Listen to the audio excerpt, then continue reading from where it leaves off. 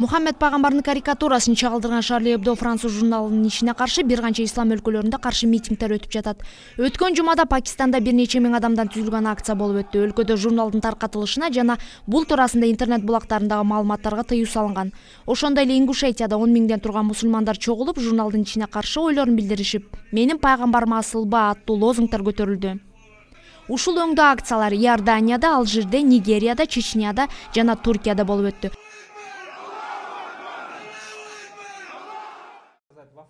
Ал эми бүгүн Бишкек шаарында коомдук ишмерлер Өзбек Ажы Чотонов, Улан Давлеткулов жана Азамат Исмаиловдор тарабынан уюштурулган пресс-конференция болуп өттү.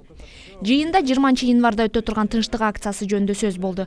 Акциянын өзөгү Кыргызстандагы мусулмандардын пайгамбарыбызга болгон сүйүүсүн билдирүү, дуа кылып, Куран окуп кетсе деген жана жалпы мусулмандардын радикалдуу көз караштан жана провокацияга алдырбоого чакыруу экендигин билдиришти.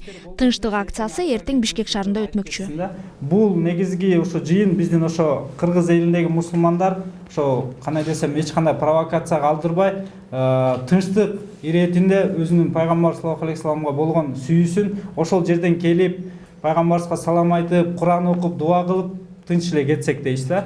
Ошон үчүн бул акциянын ошо эң негизги милдети ошо Кыргызстанда тынччылык, Кыргызстанда ошо диний көз караштагы адамдар ошо эч кандай радикалдуу жана провокациялуу иштерге барбасын деген үмүттө ушул акцияны кылып жатабыз.